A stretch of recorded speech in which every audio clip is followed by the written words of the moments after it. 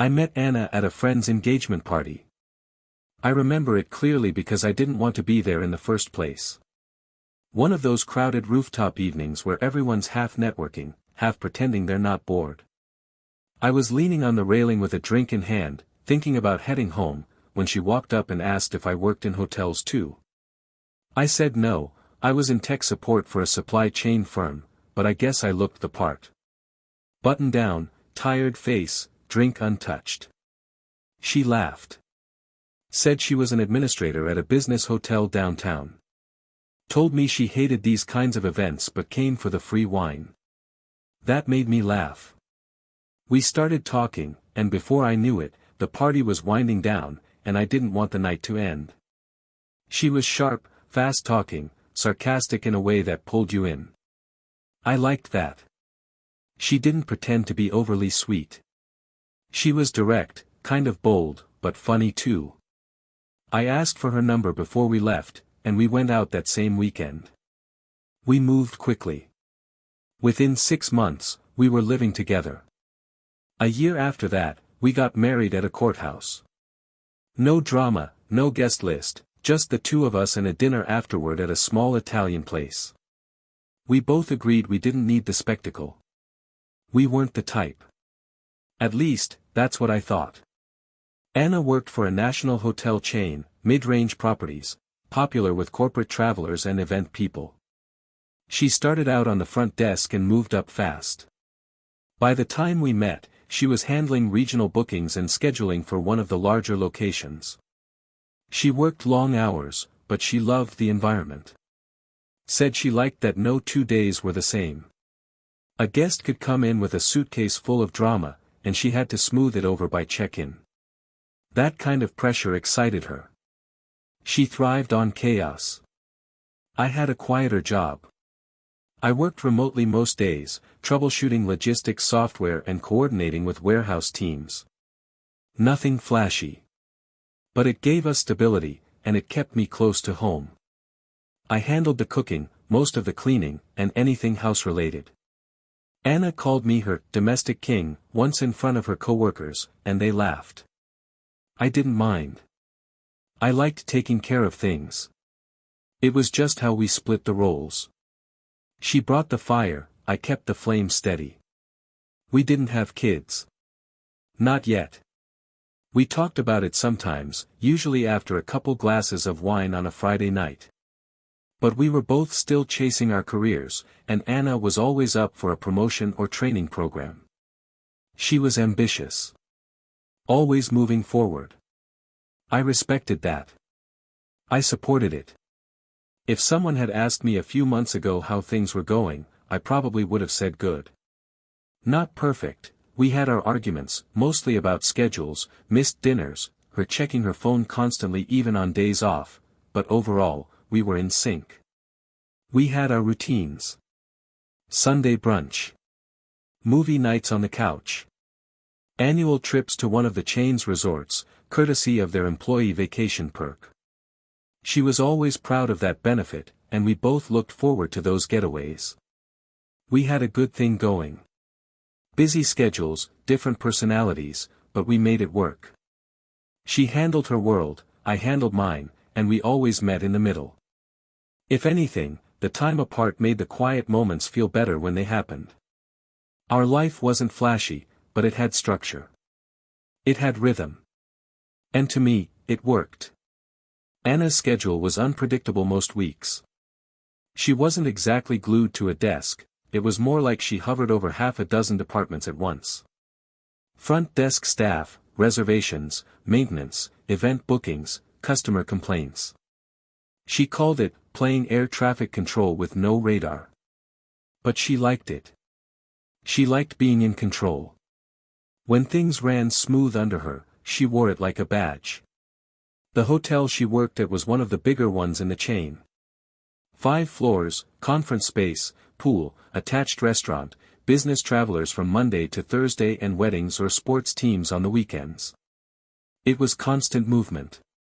She was always on her feet, always buzzing from one floor to the next with that company-issued tablet tucked under her arm. I'd stop trying to predict when she'd be home. Some nights she'd walk through the door at 6, sometimes close to midnight. But she always had a story. Some guest threw a fit over towels. A bride changed her mind about centerpieces an hour before the reception. A pipe burst on the third floor. Anna had a way of telling it all like a sitcom, fast, sarcastic, with just enough drama to keep it entertaining. I'd listen while finishing up dinner or folding laundry, and she'd unwind with a glass of wine, kicking off her shoes like she'd just finished a Broadway performance. She knew her job inside and out.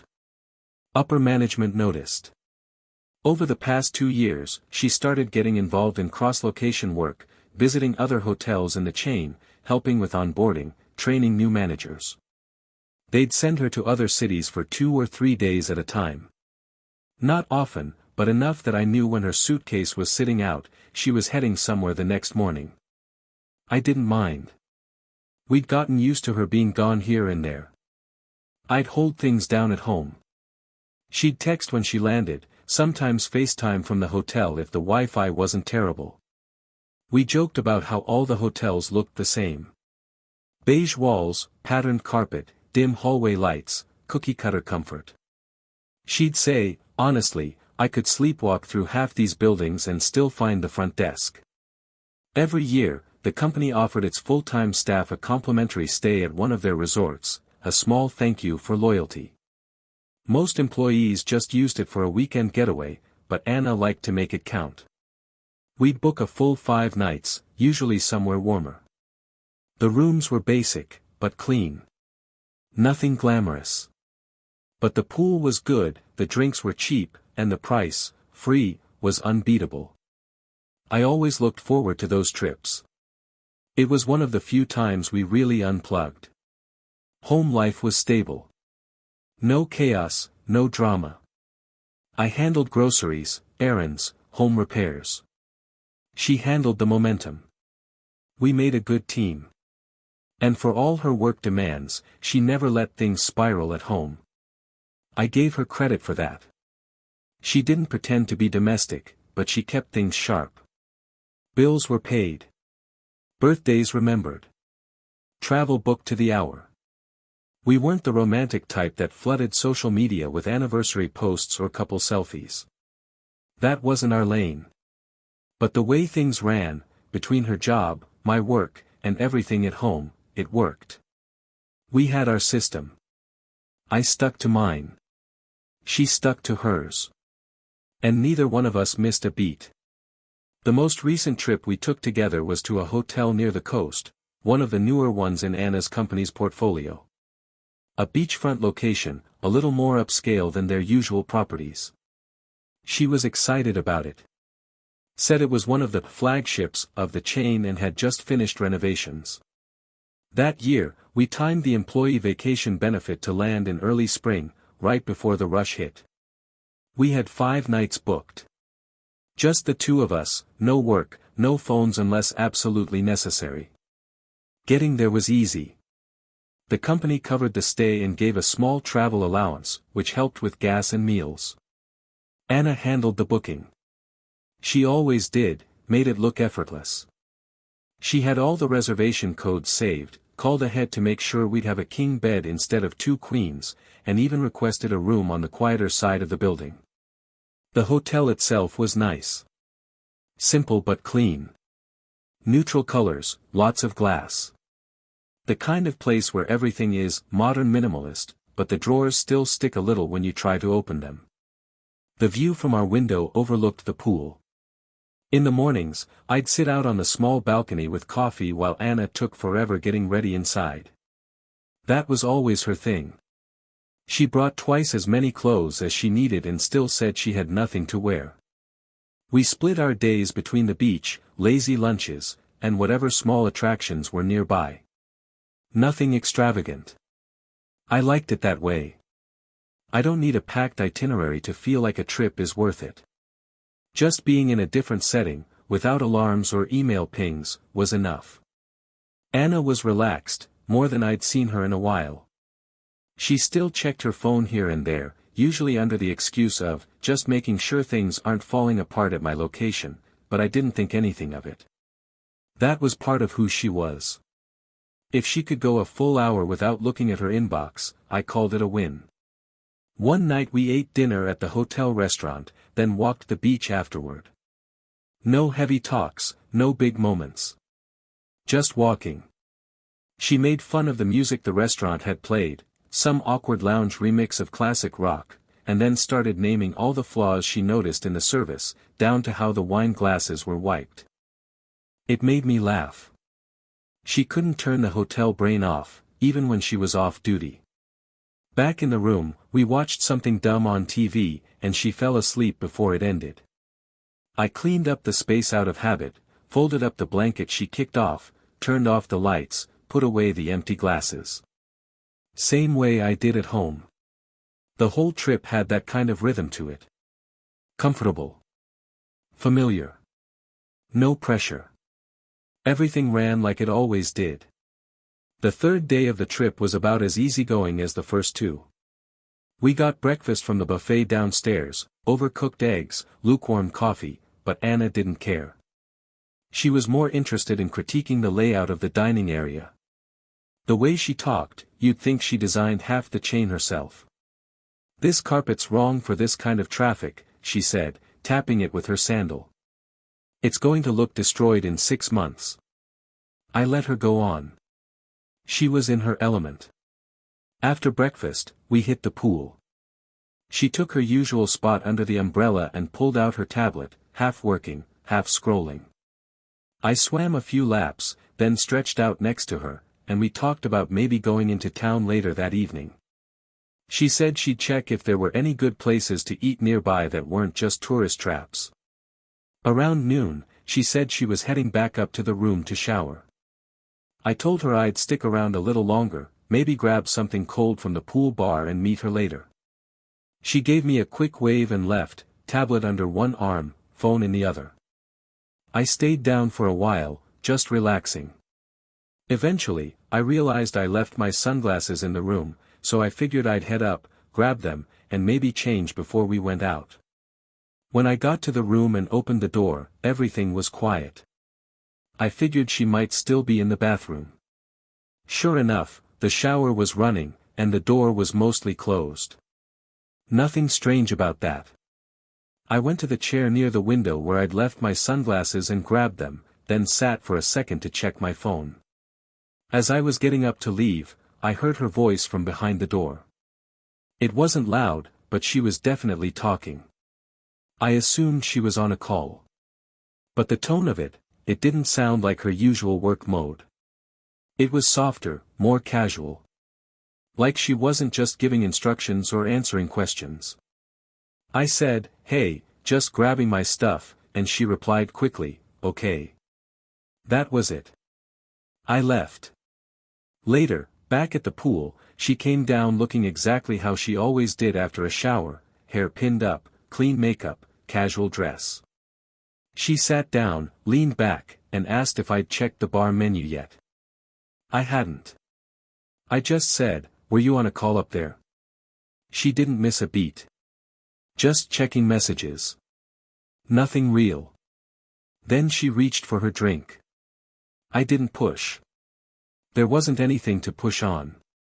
She seemed relaxed. The day kept moving. That night, everything was normal again. Dinner, beach walk, back to the room. No weird energy. Nothing different. Still, that moment in the room stuck with me, not in a way I could explain. It just didn't fit with the rest of the trip. The fourth day of the trip started like the others. Breakfast downstairs, same buffet, same quiet table near the back of the room. Anna was in a good mood. She spent 10 minutes explaining how the check-in staff could speed up the morning line by shifting the concierge table 2 feet to the left. I mostly just nodded while drinking my coffee. We decided to spend the morning walking through the small shops a few blocks from the hotel. Tourist stuff, beach towels, overpriced sunscreen, keychains with fake woodbine names. We wandered in and out of a few places, bought a pair of sunglasses for myself, and grabbed smoothies from a place she'd seen on the resort's flyer. It was simple. Comfortable. Around midday, we headed back to the hotel. Anna said she was going to swing by the front desk and ask about a late checkout for our final day. I said I'd head up to the room and wait there. She said she'd be back in 10. It took her almost 30. When she walked in, she didn't mention anything about the front desk or the checkout. Just dropped her purse on the bench and said she was starving. I asked, so? Late checkout possible? She blinked. Oh. Yeah. They said they'd try to work something out. Then she headed to the bathroom to fix her hair. I didn't say anything, but it felt strange. She wasn't the type to forget the purpose of her errand. Especially when it was something she'd brought up. It didn't add up with how sharp she usually was. But again, there was nothing to point at, just a delay, a vague answer, and the feeling that something didn't match. That afternoon, we went back down to the beach. It was cloudy, but warm enough to swim. She didn't bring her phone, which was unusual, but not suspicious. She just said, finally giving my head a break, and tossed it into the room safe before we left. She was relaxed again.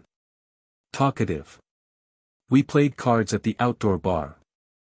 Laughed. Everything looked exactly like a vacation should. But later that night, when I got up to grab water from the mini fridge, I noticed her phone sitting on the desk, out of the safe again. The screen lit up when I walked past. It wasn't the notification that caught me, it was the background. She had changed it. A new photo. One I hadn't seen before. A dimly lit shot of what looked like a rooftop bar. Not a picture she would have taken just now. I hadn't been with her anywhere like that on this trip. I asked, "When'd you take that?"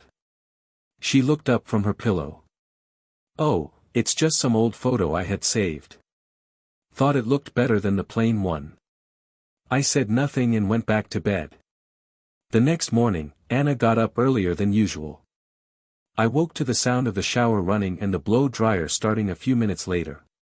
When I looked at the clock, it was barely 7:30. She was usually the one sleeping in while I got up and wandered down for coffee. I sat up, rubbing my eyes. Early start. She called back from the bathroom, thought I'd get ahead of the rush. Pool fills up fast and I want a good spot today. Fair enough.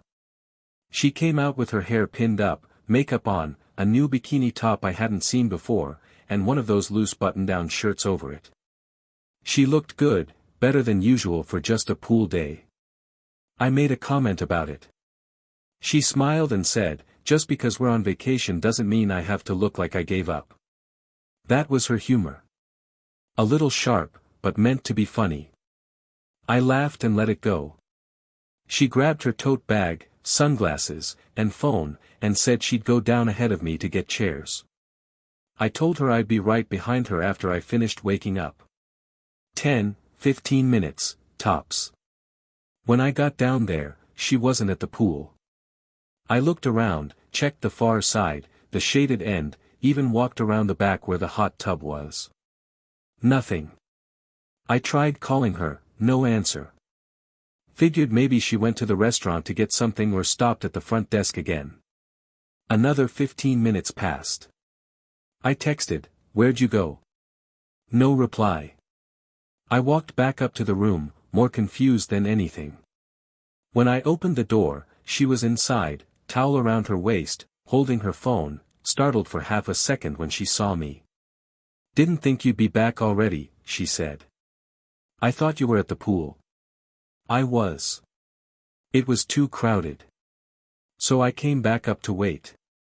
"Did you not see my text?" She glanced at the phone. "Oh. Sorry. Just put it on silent. Didn't notice." The story worked. It wasn't even worth challenging. But something in her face, it looked like she wasn't sure if she'd been caught doing something or if she'd imagined I wouldn't come looking. I didn't say anything more. I took a shower, and we went about the rest of the day like we had the others. Lunch, walking, a lazy hour near the beach. But my head was busier than usual. That was the third time something didn't quite add up. None of it damning. Nothing dramatic. But the pattern was becoming harder to ignore. And the way she looked when I opened that door. That stayed with me longer than it should have. By the time we hit the last full day of the trip, something had definitely shifted, not in any dramatic way, but the mood between us felt flatter. Anna wasn't being cold, and I wasn't acting different on purpose. We still did the usual things, ate, walked, swam, even joked around. But there was something under the surface now. At least for me. That morning, she wanted to go into town early. Said she'd seen a little boutique 2 blocks off the main strip that had handmade scarves or candles or whatever. I wasn't really interested, but I told her I'd come along. She hesitated for a second, then said, "Actually, I think I'll just go quick while you get ready. I want to get back in time for the pool." I shrugged and said sure. She kissed my cheek, grabbed her crossbody bag, and was out the door in minutes. I didn't rush. Took my time with the shower, got dressed, made some coffee in the room. About 30 minutes passed, then 40. Around the 50-minute mark, I started getting curious. It wasn't that the store run was taking forever, it's just that she was usually faster than this, and she hadn't texted. I shot her a quick message, "You still alive out there?" She replied after 5 minutes, "Almost done. Walking back now." Another 15 minutes passed before she walked in. Bag in hand, hair a little more wind-blown than I expected. She said, "Sorry. I ended up talking to someone from the other property, remember Kevin? The guy I waved to in the lobby?" I nodded. "Yeah. He was doing a site visit nearby. I saw him on the street. We talked for a minute." She didn't seem flustered. Just casual. But I was surprised she hadn't mentioned him before. She hadn't brought him up since the lobby wave on day 3, and suddenly they'd run into each other on a side street. "Is he working at this location now?" I asked. "No, I think he's just rotating through for the week. Helping with staffing. They've been short lately." "Is that what you two talked about for 45 minutes? She raised an eyebrow. "What, you timing me now?" I laughed, tried to keep it light. "You're just usually faster when you're on a scarf mission." She rolled her eyes. "Sorry, I'll speed up my spontaneous run-ins with old coworkers next time." She headed for the bathroom after that, and the conversation died. I didn't bring it back up. But something about it kept replaying in my head. There was nothing wrong with running into someone, obviously. And if she had spent time talking, fine. But it was how she told me. Like she knew it sounded weird and was trying to say it before I could question it. And that bit about talking for a minute didn't match the actual time she was gone. We spent most of the afternoon by the water. Nothing seemed different. She laid out on a chair, flipped through a magazine, scrolled her phone. I played it cool. Acted normal. But in my head, things weren't lining up anymore. The moments that used to seem like background noise were starting to sound more like static. And the way she mentioned that guy's name, the tone, the timing, it felt like I just caught the edge of something I wasn't meant to see. Our last night at the resort was supposed to be simple. We'd planned to have dinner at the rooftop bar, nothing fancy, just something different to cap the trip. Anna was the one who suggested it. She said she'd seen photos online and wanted to check it out before we left. Earlier in the day, we'd split up again. She said she wanted to relax alone by the spa pool and maybe stop by the gift shop afterward. I told her I'd take a walk around town and pick up something small for my niece. No issues. We agreed to meet back in the room around 6:30 to get ready. By the time I was back at the hotel, it was close to 6. I figured I'd shower and change before she came back, so I headed straight up to the room. I opened the door, and froze. Anna was in the bed. But she wasn't alone. There was a man with her. Shirt off. Her legs tangled with his under the sheets. Their faces close. Both of them half sitting up like they'd just started pulling apart when they heard the door. The room was dead quiet except for the low hum of the AC. My body didn't react at first. My mind barely did. I think my brain stopped before I even stepped fully inside. I looked at her. She looked at me. Her mouth opened a little, like she wanted to say something, but nothing came out. The guy shifted slightly, clearly trying to cover himself, but not in a panic. He wasn't shocked. He just looked, frozen. Like I was a problem they hadn't accounted for. Anna moved first. Pulled the sheet up. Sat back further. Still didn't speak. I didn't scream. I didn't ask questions. I didn't demand an explanation. I just looked at both of them, then turned and walked out. My hands were shaking by the time I got into the elevator. My heart was pounding, but not from rage. Just from the shock of it. Not guessing. Not wondering. Just knowing. I stepped outside, sat on one of the low concrete benches near the parking lot, and stared at the fountain for a solid 10 minutes before I even checked my phone. She hadn't messaged. She hadn't followed me out. The man, I didn't get a full look at him, but I didn't need to. I already knew. It was Kevin. I don't know how I knew. I just did. The way she'd said his name. The way she brushed past the details. The way everything kept not quite adding up. I didn't go back to the room. I booked another one on the opposite end of the building, using my own name and card. I didn't sleep much that night. I didn't plan, either. I just laid there, staring at the ceiling, playing every moment from the past week over again like a bad movie. She'd used the company's vacation perk to set this up. She'd picked the hotel. She'd known he was here. Every smile, every joke, every "I love you" while we were on that beach, she said it with that already happening behind the scenes. And I'd missed it. Until I walked in on both of them and finally saw exactly what was real. The next morning, I got up early. I hadn't slept much, but I felt clear, no fog, no doubt. I didn't go back to our room. I didn't text her. I didn't call. I showered in silence, packed my things, and checked out of the room I'd booked for myself. But I wasn't done. At the front desk, I asked to speak to the property manager, not a desk supervisor, not guest services. The manager. When he arrived, I showed him my ID, mentioned my wife's name, and told him we were both employees in the chain, one current, one on a staff benefit stay. He nodded, polite but cautious. Then I told him what I'd seen. No dramatic wording. Just facts. I told him my wife, an administrator from another branch, had used her company-issued vacation perk to spend her free stay hooking up with another employee, Kevin, also from the chain. In the hotel. In a company-paid room. Behind the back of her spouse. I gave names. Times. Room numbers. He listened. Took notes. Said he'd have to escalate it immediately. HR will need to handle this, he said. And possibly legal. Good, I said. Make sure they do.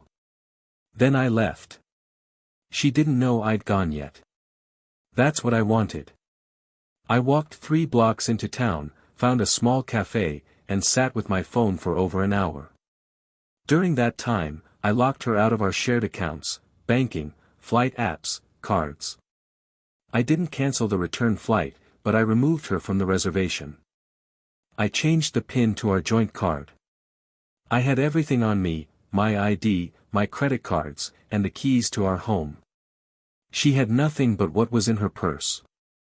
Around noon, I finally texted her. You can stay with him. I'm done. I've already reported both of you. You're off the return flight. Do not call.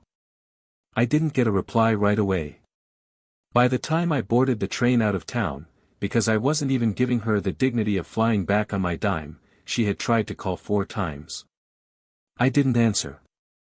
I didn't listen to the voicemails. I blocked the number. Later, I learned the fallout had hit hard and fast. The company opened an internal investigation within a day. Anna had violated multiple conduct clauses, unprofessional use of her staff benefit, fraternization with an employee from another property without disclosure, and misuse of property resources. The man she'd been with, Kevin, was fired too. Neither of them got a severance. Their internal files were flagged, which meant they were now blacklisted from any future position in the chain. And on top of that, she was hit with a fine. That part one hadn't expected, but it made sense. The company treated their free vacation program like a gift, technically taxable, legally structured as an employee retention perk. By misusing it, she triggered a clause that converted the full cost of the stay into a chargeback. She owed them thousands. She tried to call again through her sister's phone. I blocked that number too. She was still in that city, standing outside the only place she thought was safe. And I left her there, without her job, without money, without a place to stay. She walked into that hotel thinking she was in control. She walked out with nothing. The silence that came afterward was the loudest part. Once I got home, everything was still. No calls. No pounding on the door. No dramatic airport scenes. Just nothing. I think it took Anna a few days to realize I wasn't bluffing. That I wasn't giving her a chance to talk her way back in. I didn't post about it. I didn't tell my friends the full story, just that we'd separated. People asked questions, sure, especially the ones who'd seen us at get-togethers or heard Anna talk about work promotions, but I kept the answers short. I didn't want sympathy. I didn't want people picking through the details. I wanted distance. Eventually, I heard bits and pieces from mutual connections. She'd gone to stay with her cousin temporarily. Then with an old friend. She tried getting another job, but the blacklist across the hotel chain followed her. Word spreads fast in that world. No one wanted to touch the mess she'd made. The fine hit her account hard. She'd never been great with saving money, her paychecks went quick, and I'd handled most of the planning and budgeting. Now, without that structure, she was scrambling. She tried to fight the penalty, but the contract she signed was airtight. Her benefit was revoked, and she owed them the equivalent of a full-rate week-long stay at a prime season resort. I ignored every attempt she made to contact me. A few emails. A few blocked numbers. The only one I responded to was her attorney, who messaged about retrieving some of her belongings. I packed everything myself, left it boxed in our garage, and had a third party hand it off. She never came to the house. It took a few weeks, but I started feeling normal again. Waking up without anxiety. Eating at the table instead of in front of the TV. I got back into my work routine. Took on a few extra projects. Walked to clear my head. Slept through the night. I'd catch myself sometimes, thinking about that trip like it was just a vacation. Then that door would open again in my mind, and I'd see it exactly how it happened. But it didn't sting anymore. Not like it did the first few days. Now it felt distant. Like watching someone else's story. I told my family what happened, eventually. My sister was furious. My mom just nodded and said, I always thought something was off about her. They all offered support, but I didn't need it. I'd already made peace with the fallout. It wasn't just about the cheating. It was how easily she lied, how easily she risked everything, and how quickly she moved when she thought I wasn't watching. She'd probably convince herself it was a mistake, a moment, something that just happened. But I knew better. It wasn't a moment. It was a plan. One she carried out with someone she already had waiting. One she used the job for. The vacation. The trust. And now she'd lost all of it. She hasn't tried to come back since. No handwritten letters. No late-night apologies. I think she knows there's no opening left. She wanted something else. Now she has it. And I've got what she thought I'd lose. Control. Peace. And the truth. It's been almost 3 months since the trip. Things have settled. Quietly. I didn't burn the house down emotionally. I didn't go looking for replacements. I just went back to living. Day by day. Meal by meal. No chaos. No guessing. I got promoted at work. Not a massive change in title, but more responsibility and better pay.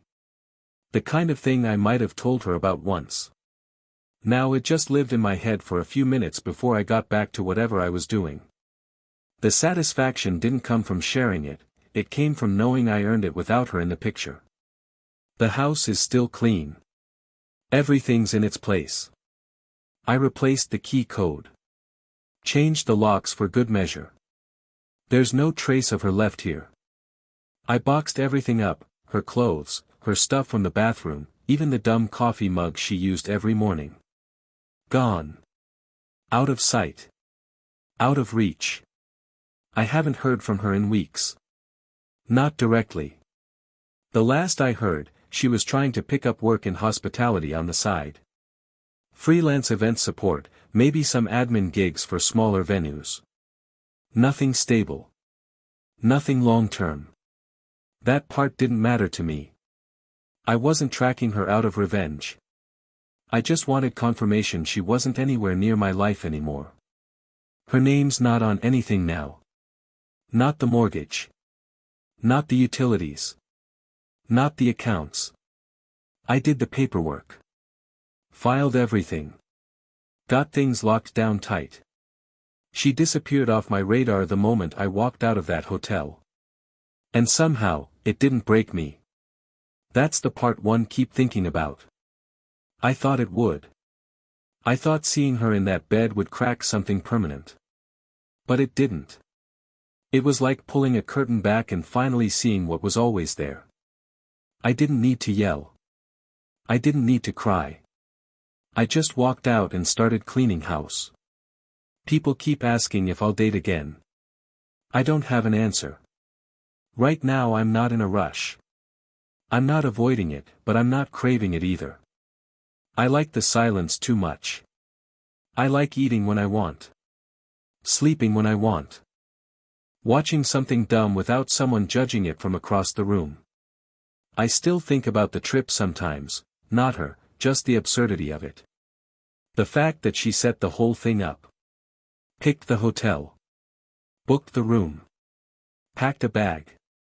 Said she loved me, smiled in every photo, swam in that pool like nothing was wrong. She used the company's gift to make space for her lie. And in the end, I didn't just take that away from her, I made sure she felt every inch of the floor drop beneath her when it collapsed. No revenge rant. No second chances. Just silence. She built something rotten and watched it fall. I got on that train and left her there with her lie, her fine, and the man she used to carry it out. That was her ending. Mine is just this. A clean house. A locked door. And no more questions.